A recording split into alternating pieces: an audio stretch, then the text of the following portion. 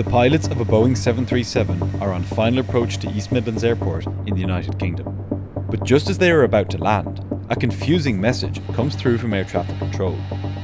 What follows is a series of small, seemingly disconnected errors, which would align with chilling precision, pushing the aircraft and its crew to the brink of catastrophe.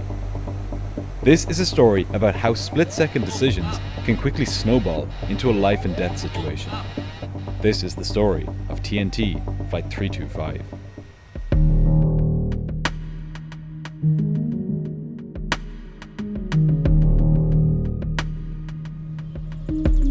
In the early morning of June 15, 2006, two pilots arrived at Liège Airport in Belgium.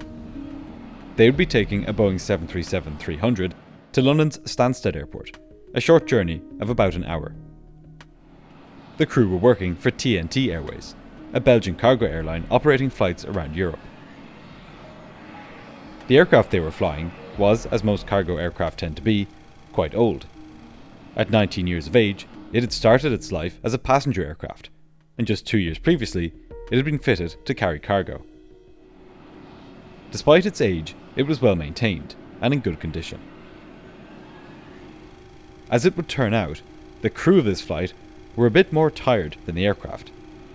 That's because they had not begun their day in Liège. The captain, a 42-year-old Belgian national, had started his shift in Istanbul at just after 6 o'clock the previous evening.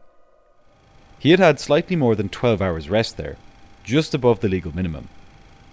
However, he hadn't slept that well, because no matter how accustomed he was to night shifts as a cargo pilot, sleeping through the day when the body expects to be awake isn't easy. On top of this was the added stress of being new to his role as captain.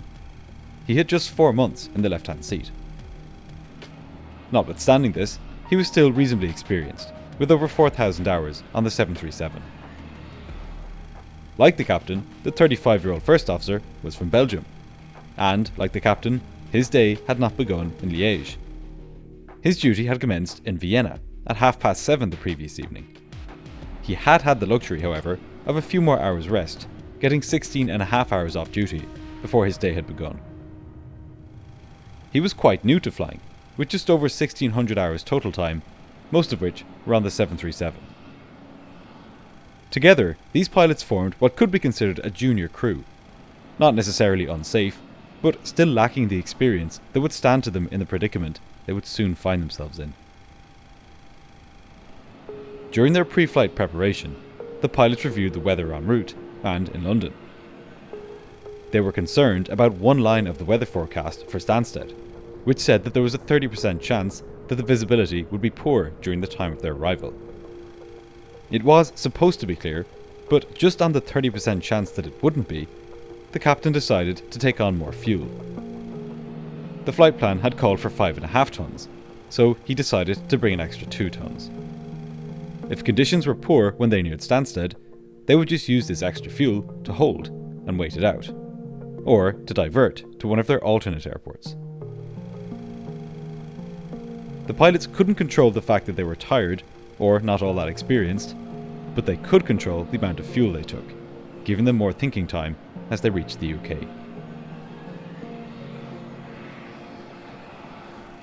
Shortly after 5 in the morning local time, the cargo loading was completed and the wings were filled with 7.5 tons of fuel.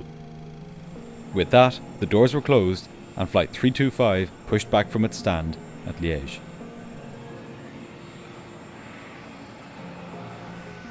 It was a murky morning as the captain taxied out to the runway.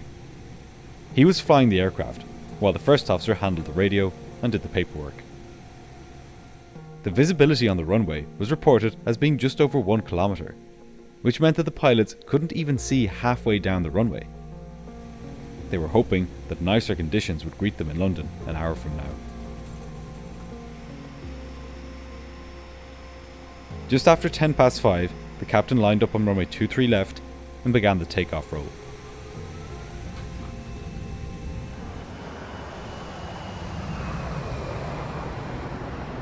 All was normal as the plane climbed out, into the somewhat clearer conditions at altitude.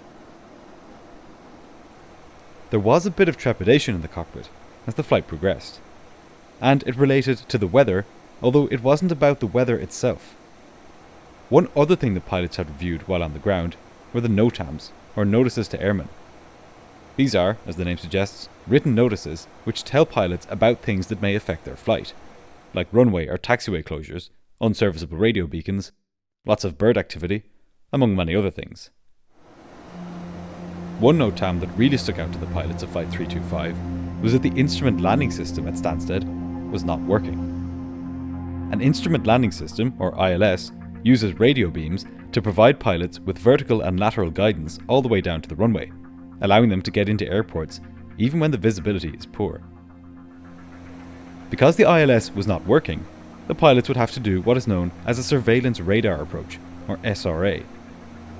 This is a pretty seldom used type of approach, and it requires a lot more work on the part of the pilots, as air traffic control literally has to talk them down, giving them instructions to turn left and right, and giving them altitude instructions as they near the runway. Ideally, the pilots would prefer to do an ILS approach instead, but on this day, it looked like they wouldn't have a choice. Flight 325 soon reached its cruising altitude, a flight level 240, about 24,000 feet. This being a short flight, the pilots immediately began preparing for their arrival into London.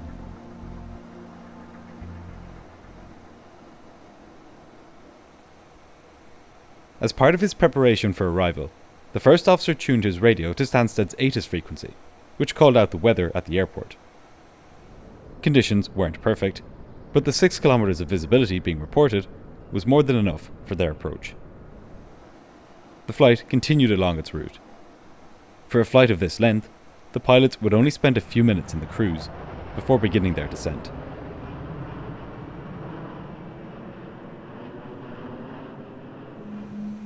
When the time came, Flight 325 began its descent. A few minutes later, when the first officer contacted Essex Radar Control, he got some bad news. The latest weather report put the visibility not at 6 kilometers, as they had previously heard, but just under 5. On top of this, there were reports of fog near the airport, with visibility on the runway itself of just 1,000 meters. This visibility on the runway is called runway visual range, and it's measured by instruments located at 3 points along the runway: the touchdown point, midpoint, and the end point. And here, the pilots encountered a problem, and it was exactly what had concerned them earlier on. Because a surveillance radar approach is a less accurate type of approach compared to an ILS, better visibility is required in order to do it. For even the most restrictive ILS approach, pilots can land even when the runway visual range is just 550 meters. But for this surveillance radar approach, 2,000 meters was needed. The 1,000 meter visibility that now existed at Stansted meant that the pilots could not attempt an approach there. So, they had a decision to make. They could either enter a holding pattern and hope the conditions improved, or they could divert to one of their alternate airports, where they knew the weather was better. The captain weighed up his options. The sun had just risen, and it was still low on the horizon. Once it had gotten a bit higher and began to heat the air a bit more, the air would be capable of absorbing the fog. Morning fog is not uncommon, and it often does clear when the sun rises. So the captain decided that given that the sun had only just risen, it would be worth giving it a chance to work its magic before diverting somewhere else. With both pilots agreed on this decision, the first officer told air traffic control that they would like to enter a holding pattern and wait for the weather to improve. The controller told them to descend to 6,000 feet and cleared them to hold at a waypoint called Laurel, 13 nautical miles northwest of the airport. The captain entered this into his flight management computer, and Flight 325 began tracking towards Laurel. Now, established in the hold at 6,000 feet, the pilots just had to wait and keep an eye on the weather. If this was like most days, the sun would burn off the mist, and they would have a clear path into Stansted. The pilots continued listening to the ATIS, trying to see if there was any improvement in the conditions at Stansted. While they waited, the captain contacted the company via ACARS, basically a text messaging system which the pilots could access on their flight management computers. He asked them which airport they would like the flight to divert to if it did have to divert. But the company wasn't responding. At 5 minutes to 4, the first officer told air traffic control that they had enough fuel to stay in the hold for just 35 more minutes. If the weather hadn't cleared up by then, they would have to divert. And just 6 minutes later, ATC delivered some bad news. The runway visual range at Stansted had dropped as low as 350 metres, way below the legal minimum to do a surveillance radar approach. Somehow, conditions in Stansted were worsening. This was not what the pilots had expected, but with enough fuel in the tanks for another half hour of holding, they continued circling. At this point, the captain was growing frustrated that the company had not responded to him about which diversion airport they wanted. So he contacted the ground handling agent at Stansted, asking them to place a direct call to company operations back in Liège. He wanted an answer as soon as possible. Every minute he spent in the hold was one less minute available for an approach and landing. As the pilots waited for the company to get back to them, they re-ran their fuel figures. At a stretch, they could manage another 35 minutes of holding before they had to divert. They relayed this update to Essex radar control, adding that they were still awaiting company instructions. One of the alternate airports listed on their flight plan was East Midlands, about 80 nautical miles northwest of their current position. Just in case they did end up diverting there, the pilots also asked the controller for the weather information at that airport. 2 minutes later, the controller came back. Runway 09 was in use at East Midlands, with visibility at 2,000 metres, scattered clouds at 200 feet, and broken cloud at 300 feet. A 300-foot ceiling was low. In fact, it made East Midlands far from an ideal alternate. If the pilots tried landing there, they wouldn't see the runway until just a few seconds before landing. But crucially, East Midlands had an instrument landing system. And not just any ILS. It had what's known as a Category 3A ILS. This type of ILS is so accurate that just 200 metres of visibility is required in order to land. To put that in perspective, the length of the plane the pilots were flying was 34 metres. 200 metres visibility is basically just a few planes long. So, East Midlands was an option. But 2 options is better than 1. So the pilots also asked for the conditions at Liverpool, their second alternate. And there, the conditions were much better. The winds were light and the visibility was greater than 10 kilometres. The only clouds were a few floating around at 300 feet. So now they had 2 suitable alternates. Stansted was beginning to look pretty unattractive at this point. The only thing that would keep them there was a sudden improvement in the weather.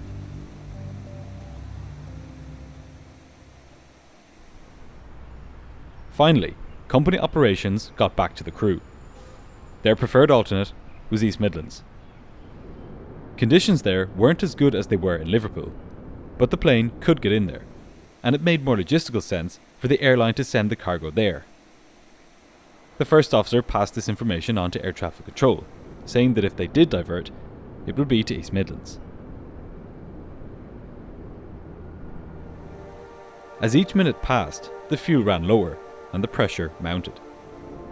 But the weather at Stansted continued to get worse. The scales were very much beginning to tip in favour of a diversion. And so, at 20 minutes past 4 that morning, the pilots made a decision. There was no point waiting around for a miraculous improvement in Stansted when they had a suitable alternate they knew they could get into just a few minutes flying time away. They decided they would ask the controller for a weather update at East Midlands, and if it was still within limits, they would divert there. The controller passed on the runway visual range at East Midlands, 400 metres in the touchdown zone, 650 metres in the middle of the runway, and 900 metres at the far end. This wasn't great. In fact, it was even worse than Stansted. But importantly, unlike Stansted, there was a Category 3A ILS approach, enabling the pilots to carry out an auto-land. For pilots, automatic landings are rare, and they involve a lot more stress and more work than manual landings. But both of these pilots were qualified to carry them out, and their plane was also capable of doing them. So, without further hesitation, the first officer requested a diversion to East Midlands.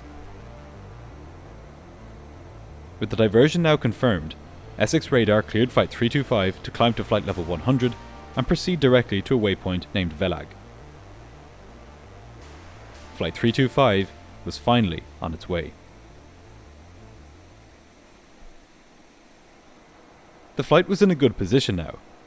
The pilots were heading towards an airport that could take them, which the company was happy with, and, importantly, they had an ace in their back pocket. If things didn't work out in East Midlands, they had enough fuel to divert safely to Liverpool, where the weather was excellent. As the flight left Essex Radar's jurisdiction, the controller handed it over to London Control, and the first officer made contact. But during this handover, a small but telling moment occurred. The first officer, now juggling a change of destination, began searching through his paper chart binder, looking for East Midlands.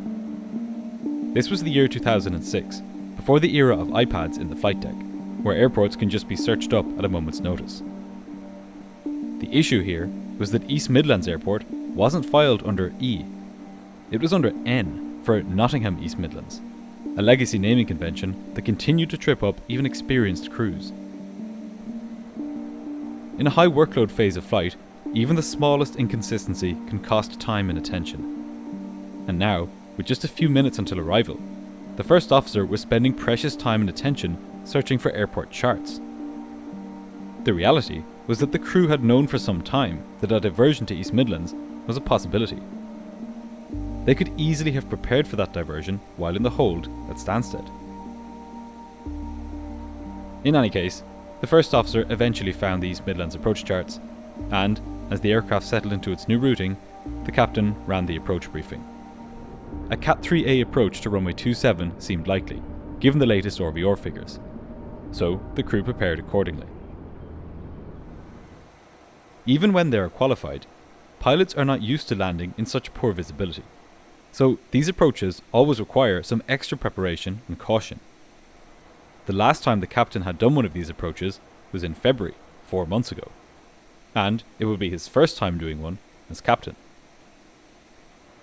The last time the first officer had done one was 2 months ago, and that had been in the simulator rather than in the real aircraft. At 4:30, London Control instructed the flight to turn right heading north and descend to flight level 80. Moments later, the flight was handed off to East Midlands approach. On initial contact, the controller confirmed that he could see the aircraft on radar and told the pilots to turn right 5 degrees and prepare for an ILS approach to runway 27. He also gave them updated RVR information. The visibility on the runway was 350 metres in the touchdown zone, 700 metres in the midpoint, and 400 metres at the far end. Still, the conditions were poor, but doable. The controller issued further descent clearance to 3,000 feet, and the captain kept the plane coming down.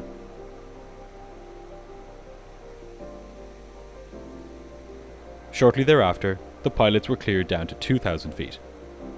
From that altitude, they would intercept the ILS and follow its beams down to the runway. But a Category 3 ILS approach requires much more than just the appropriate level of accuracy in its radio beams. It also requires special runway lighting to be installed. Here is the lighting pattern required for a normal runway. Here is the lighting pattern required for a Category 1 ILS approach. And here is the lighting pattern required for a Category 3 ILS approach. The controller confirmed to the pilots that the runway lighting was fully operational for a Cat 3 approach. Now all they had to do was land. The controller gave Flight 325 a final vector to intercept the localizer beam for runway 27 at East Midlands. The localizer is the lateral component of the ILS, while the glide slope is the vertical component. When the plane intercepted both, it would automatically follow the beams down to the runway.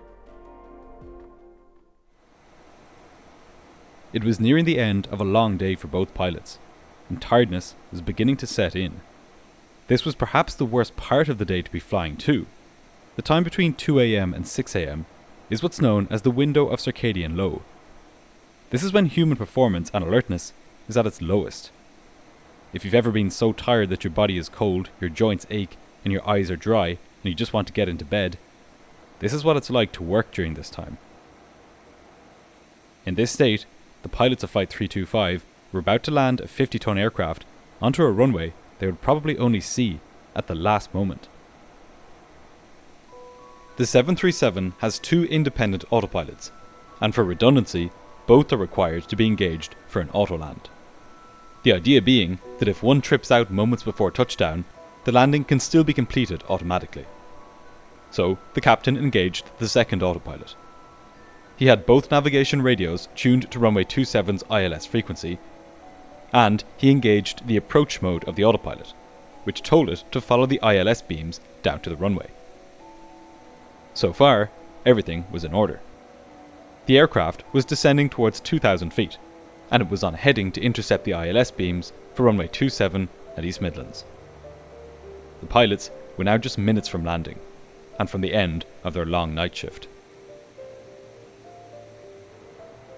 Just before 20 to 5 that morning, Flight 325 intercepted the localizer beam and began turning towards the runway. The first officer told approach control that they were established on the ILS, and the controller handed them off to tower control, who cleared them to land. The plane was now flying towards the runway, the localizer symbol centered on their instruments. A few moments later, the glide slope came down to meet it, and the plane followed it down. Everything was going to plan. If there was any problem before 800 feet which caused one of the autopilots to trip out, it could be re-engaged, allowing the landing to be completed automatically. But once the plane had gone below 800 feet, it would not be possible for the pilots to re-engage an autopilot. If that happened, the pilots would have to carry out a missed approach. With nothing to see out the windows, the pilots were entirely reliant on their instruments as they made the approach. They were intently monitoring these instruments and looking out for any changes or deviations from what was expected. In the busyness of the approach, the pilots couldn't remember whether they had been cleared to land. The first officer asked air traffic control for confirmation, and he confirmed that they were indeed cleared to land. The pilots lowered the landing gear and extended the flaps the final few notches. Flight 325 was just 2 nautical miles away now, and a mere 500 feet above the ground. The runway was still not in view, but this was expected given the visibility. Suddenly, the controller said, 325 November, I've been instructed that you are not to land here from your operational authority. At your discretion, you may go around. Given the high pressure situation, and with the aircraft at the latter stages of a Cat 3 approach, this was not the time for the controller to be transmitting anything to the aircraft unless it was related to the safety of the flight. Telling the crew that their operations department wanted them to divert elsewhere was anything but a flight safety issue. It was also a confusing transmission, half clearance, half contradiction. And critically, it came at a moment when the decision time was running out fast. As the aircraft descended through 500 feet above airfield level, the automated call-out sounded in the cockpit. 500. In line with standard operating procedure, the first officer echoed the call. But at that moment, he hadn't registered the confusing message from ATC. This was partially due to the high workload, and partially due to his limited grasp of the English language. The captain, on the other hand, had excellent English, and he caught the transmission, but only partially. However, because the first officer had not responded to it, the captain began to doubt whether the message had even been meant for their flight, or whether it was for somebody else. Had they really just been told not to land? One thing was for sure though. The captain was not about to go ahead with the landing unless he was absolutely sure that he'd been cleared to do so. So he decided to clarify, reaching instinctively for the transmit switch on his control column. But in the rush and stress of the moment, his hand slipped, not to the radio switch, but to the autopilot disconnect button. both autopilots immediately disengaged. The cockpit was filled with the unmistakable sound of the disconnect warning. The aircraft was now in manual flight. The pilots had to go around. However, still wanting to clarify whether the message was for them, the captain got on the radio and said, "Talking to 325 November?" The controller responded, perhaps realizing their mistake in transmitting a purely operational message at such a late stage of the approach. 325 November, clear to land. This was acknowledged by the captain. As he spoke, he reached for the autopilot panel and moved both switches to the on position. But only one of them engaged. Now, the situation quickly unraveled. With the captain's attention divided between the radio and the autopilot, neither pilot had noticed that the aircraft was no longer precisely tracking the ILS. The autopilot had defaulted to a more basic mode, and almost imperceptibly at first, it had begun to drift, rising slightly above the glide slope and veering left of the localizer. In low visibility conditions on a Cat 3 approach, deviations like this don't just happen. They happen for a reason. And they happen fast. The first officer's eyes were on the flight mode annunciator when he realized the autopilot had now disconnected. He looked across and saw the captain attempting to re-engage it, clearly focused on recovering the automation rather than flying manually. But something else had caught his attention. The aircraft was drifting above the glide slope. The deviation was subtle, but unmistakable. He called it out with a concise prompt. 1 dot high. There was no reply. The seconds ticked on, and still, the aircraft continued its slow deviation above the glide path. The co-pilot repeated this warning, this time in French.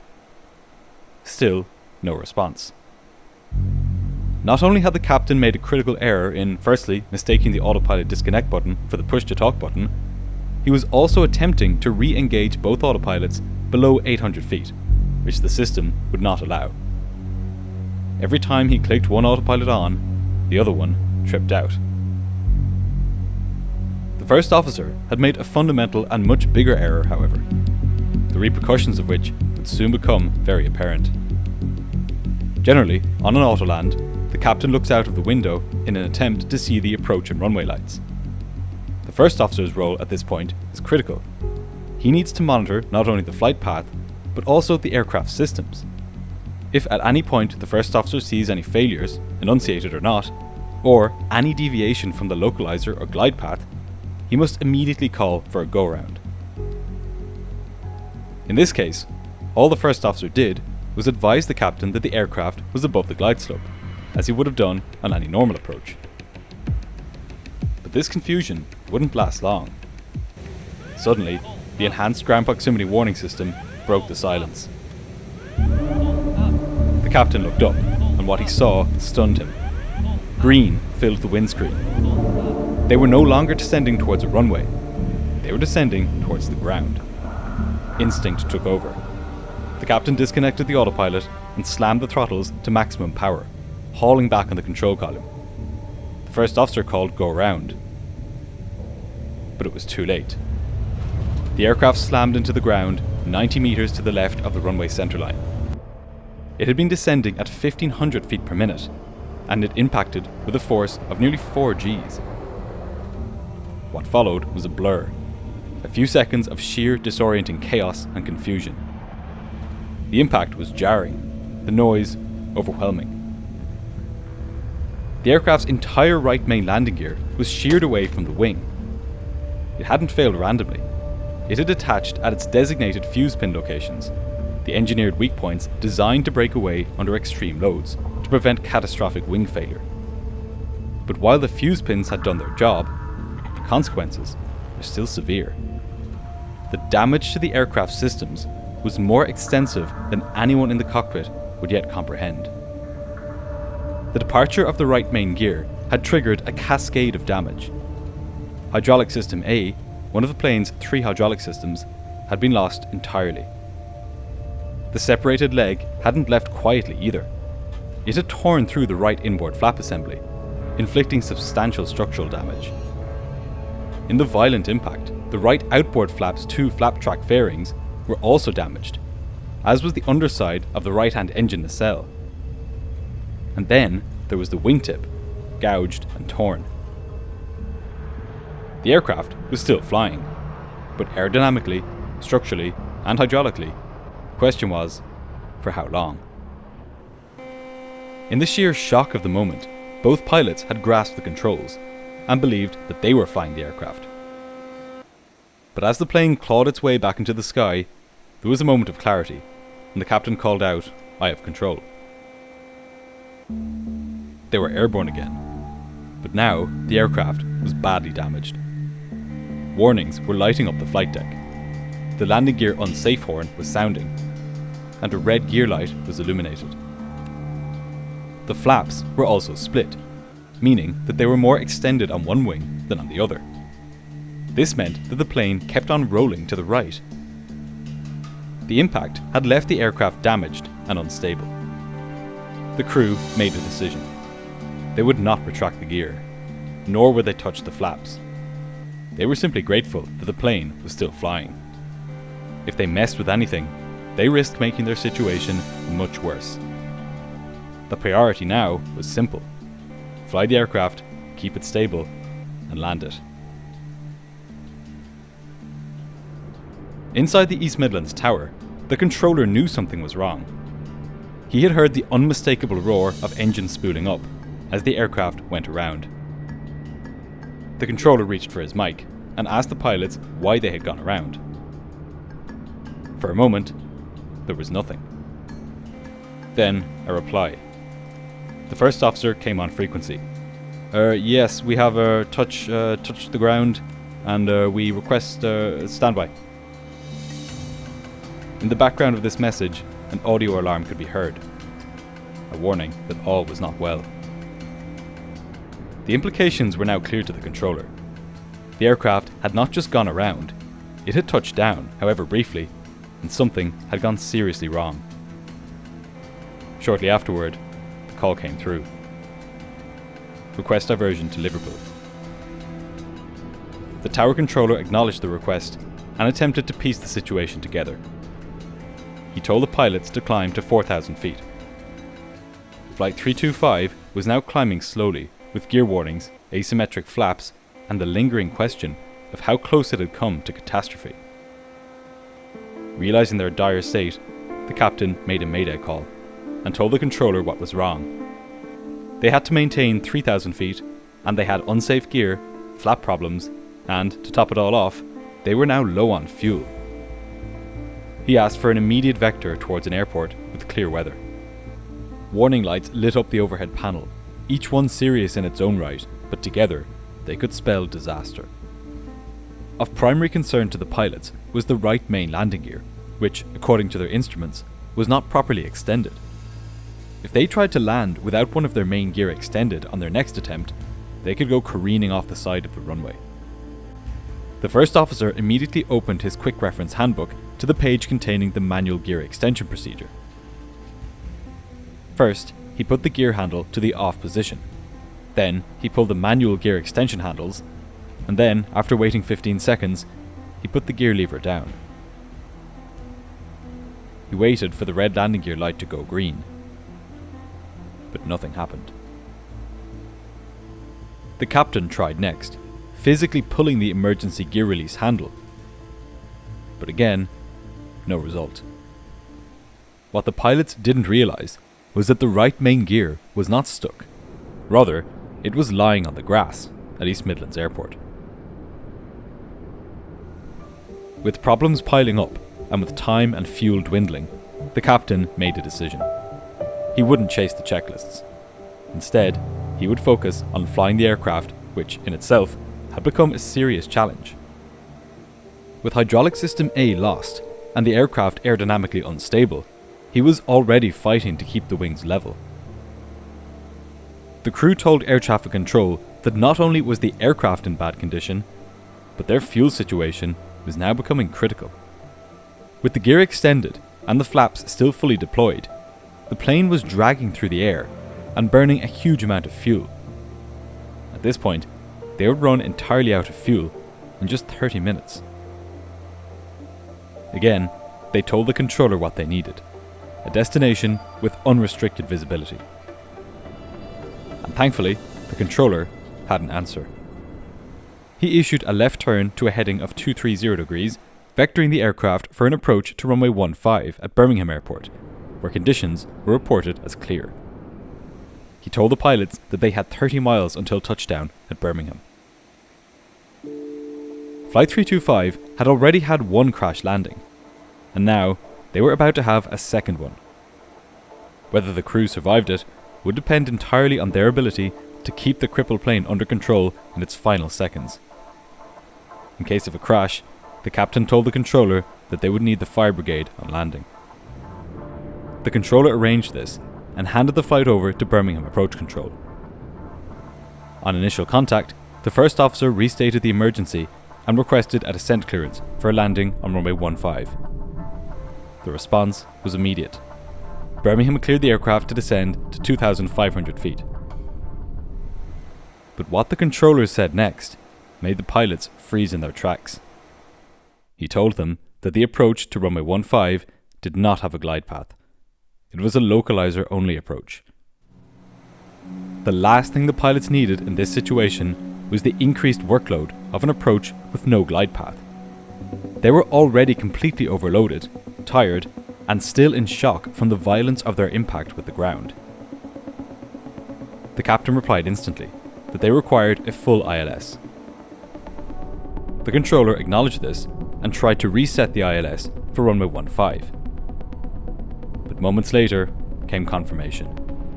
The glide path was still inoperative. That left the captain with an excruciating decision to make. Runway 33, the opposite direction runway, did have a full ILS. But to get to that runway, the pilots would have to fly much further to the south in order to make their way in. It was 30 track miles to runway 33, but just 13 track miles to runway 15, almost a straight-in approach.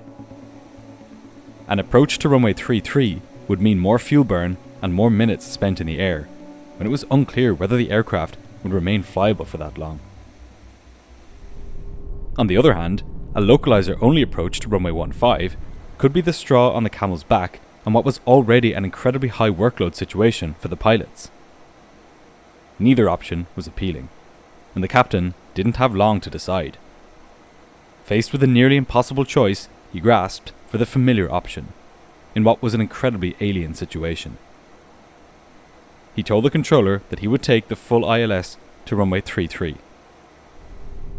The controller vectored him to the southeast, to bring him around for an approach. The remaining fuel, just over 3,000 kilos, was now the crew's silent ticking clock. Over the next 3 minutes, Birmingham Approach issued radar vectors to the pilots, keeping them close to the airport and setting them up for an intercept for the ILS into runway 33. But there was one last horrible surprise to come. As if the situation couldn't get any worse, when the controller asked the pilots whether they had any hazardous materials on board, they learned that pyrotechnics were part of the cargo. If a fire broke out on landing, it wasn't just the fuel that they would need to worry about. A full-on explosion was now on the cards. It seemed as though everything was stacked against the pilots. They were cruising low over the ground in a plane that had lost one of its main gear. There were pyrotechnics on board, they were running low on fuel, and they had no idea how their plane would behave when it hit the runway. The next few minutes would push this crew to their limit. At 10 minutes to 5 that morning, Birmingham Approach offered the crew an unusual but potentially vital resource. A police helicopter, already airborne over the city, was in position to visually inspect the aircraft's landing gear as it passed overhead. With no definitive cockpit indications, and the manual gear extension attempts having failed, the crew were only too glad to accept this offer. The plane was vectored onto a heading of 170, roughly south. From there, the helicopter crew trained their eyes and their cameras on the crippled 737, trying to confirm what its cockpit instruments could not. 2 minutes later, the first report came through. The helicopter crew told the controller that the nose wheel and left side gear were down, but the right side main gear appeared to be up. The controller relayed this message to the pilots of Flight 325. At this point, nobody knew that the landing gear was in fact not locked in the up position, but rather that it was quite down indeed, on the grass in East Midlands Airport. The first officer reached for the quick reference handbook and began running the checklist for a partial gear up landing.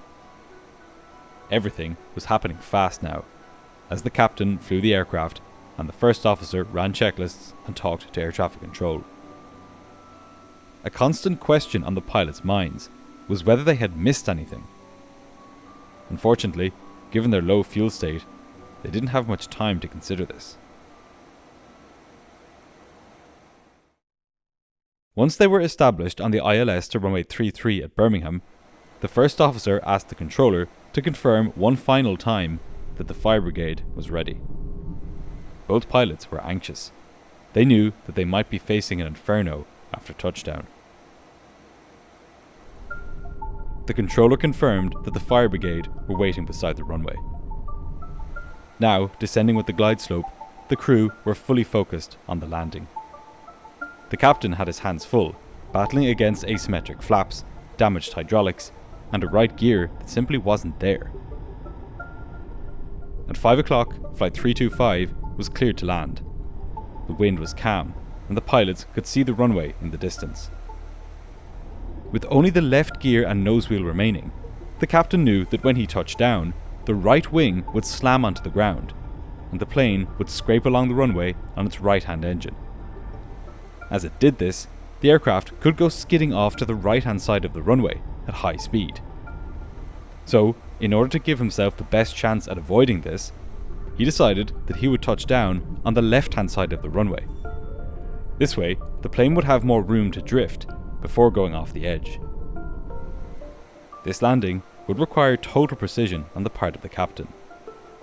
The first officer helped him down with checklists and callouts, but now, as he neared the runway surface, it was all down to how delicately he would be able to get his plane to touch down. The fire brigade were in position at the side of the runway, watching the plane come in. The controller was watching from the tower.